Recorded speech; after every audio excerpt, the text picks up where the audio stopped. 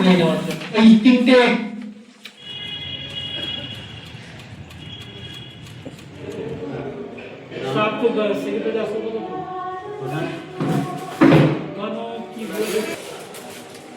আপনার দুটো এটা নিতে হ্যাঁ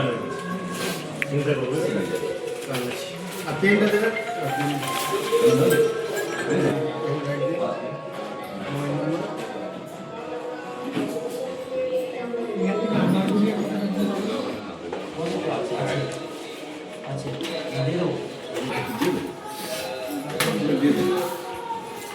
না থাকলে যারা বারবার ট্রেনিং করছে মোবাইল নাম্বারটা বলুন।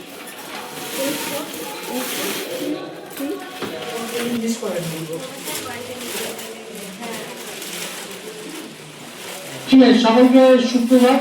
তো মোহাম্মদ বাজারে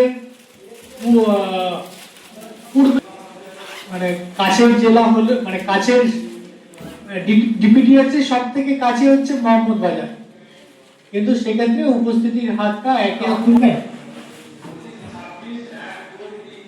বেশ আমাদের সকলেই তার নিজের যা কমিউনিকেশন হবে, যা কথাবার্তা বলা হবে সব চেয়ারে বসেই হবে, কারণ বারবার উঠলে ঠান্ডাটা বেশি। আমি গণপুর পঞ্চায়েতের প্রধান পিঙ্কি রেখা। নমস্কার, দেউচা জিপি প্রধান বনলতা সাহা, মামাবাজার ব্লক। মোহনবাজার গ্রাম পঞ্চায়েতের প্রধান উমাগানে। নমস্কার, মিলন কুমার ঘোষাল, কাপিস্টা জেপি ট্যাক্স কালেক্টর। ওটার দরকার নেই, চেয়ারে বসে। নমস্কার, রূপপুত্রদেব দাস, রামপুর গ্রাম পঞ্চায়েতের ট্যাক্স কালেক্টর। আমি শেখ আমিনুল ইসলাম, প্রশিক্ষণ সঞ্চালক। আজকে আসার সবাই ট্রেনিং ডিজাইনটা পেয়েছেন। এবার বেশ কিছু জিনিস আমাদের আছে যে অনেক আলোচনা করতে গিয়ে আপনাদের তরফ থেকে অনেক উঠে আসবে, যে অনেক পলিসিগত দিক দিয়ে অনেক কিছু প্রশ্ন উঠে আসবে, কিন্তু পলিসিগত দিক দিয়ে যে প্রশ্নগুলো আছে সেই প্রশ্নের উত্তর এখানে নেই। ট্রেনিং সেন্টারটা হচ্ছে মানে মহিলাদের মায়ের বাড়ির মতো। ট্রেনিং সেন্টার কিসের মতো? মহিলাদের মায়ের বাড়ির মতো। মানে মারা কি করেন? মহিলার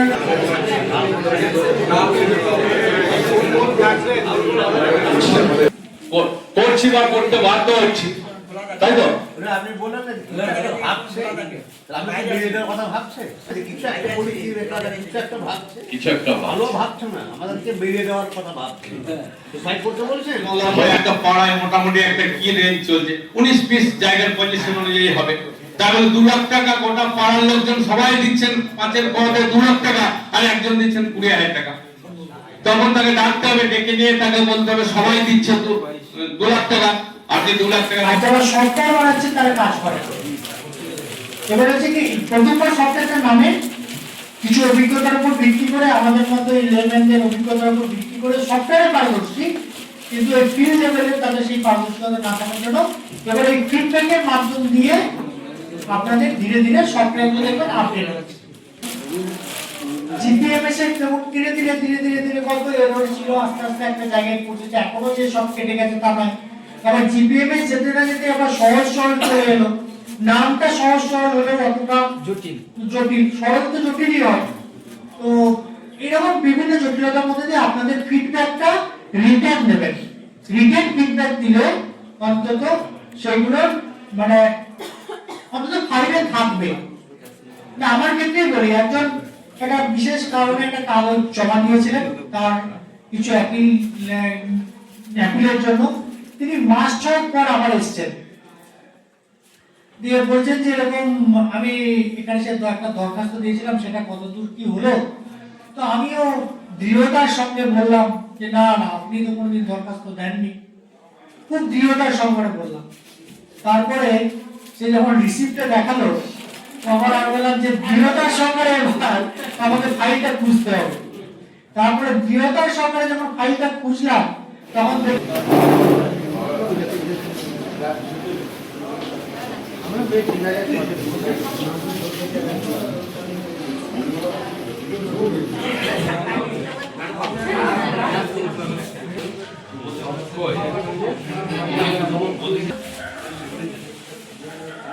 ট্যাক্স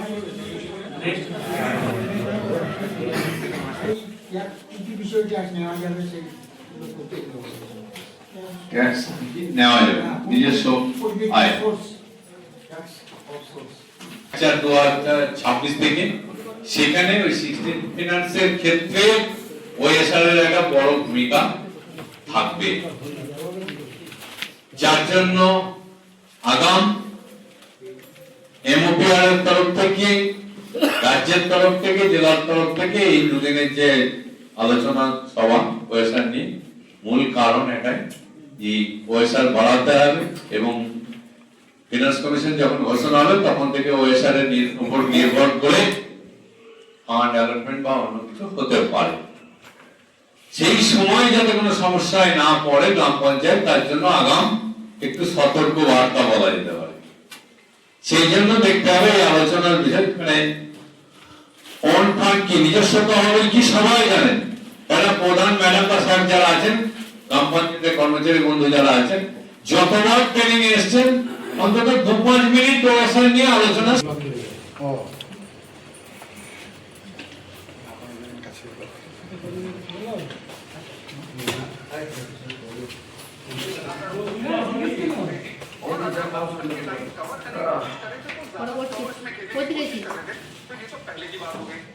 এই মাত্র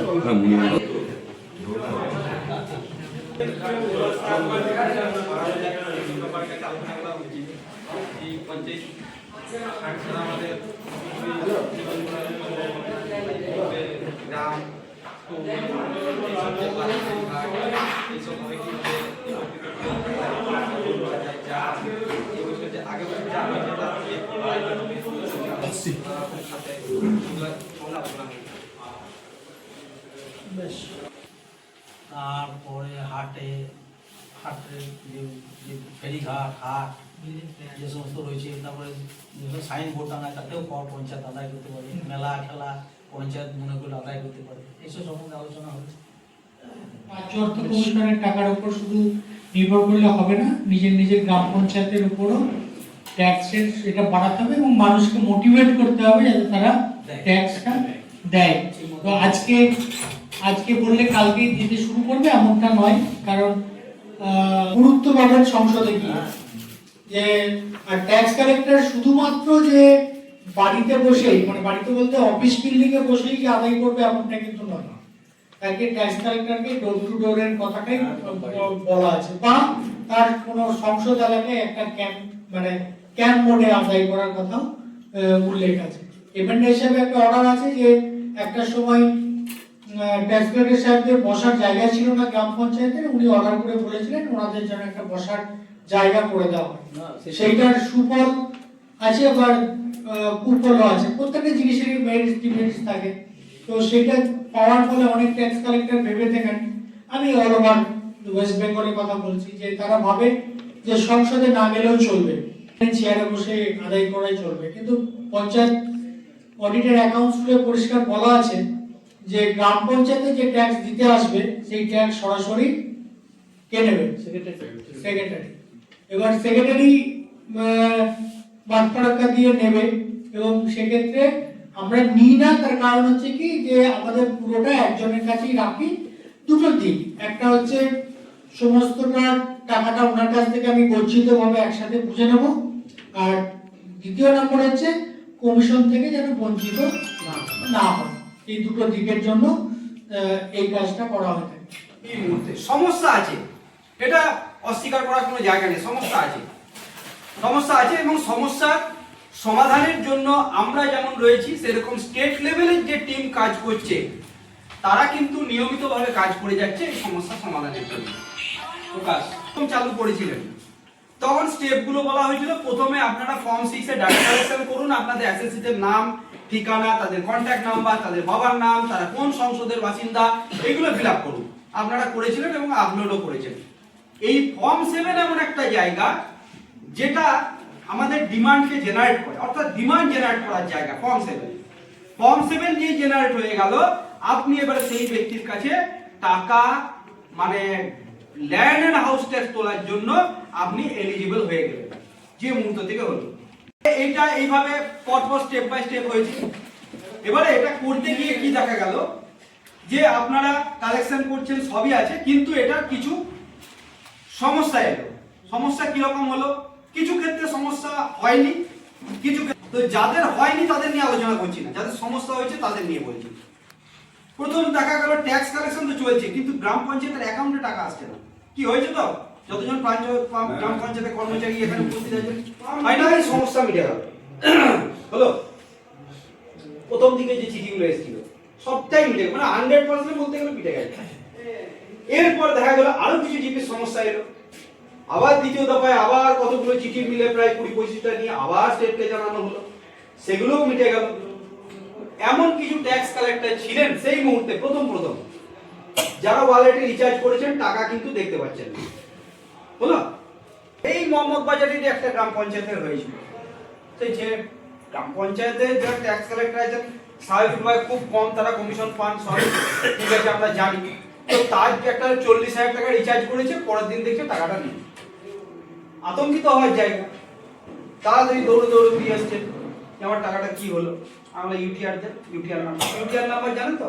ওই যখন ফোন পে গুগল পেতে আমরা যখন কিছু পে করি তখন দেখবেন স্ক্রিনের উপর একটা আমরা তখন সেইটাকে আমরা স্টেটে পাঠালাম। দেখবেন যে এই কালকে না পরশুদিন পোর্টালটা বন্ধ ছিল, অনেকেই ট্রাই করেছেন, পোর্টালটা বন্ধ ছিল। কারণ ওখানে আমি গ্রুপে মেসেজও করেছি, যারা যারা আমাদের গ্রুপে আছেন মেসেজও করেছিলাম যে পিএনআরডির এক্সপার্ট টিম এই মুহূর্তে কাজ করছে। একটা ছোট ভিডিও কর, ফিডব্যাক দিচ্ছি যেখানে আমার ছবি।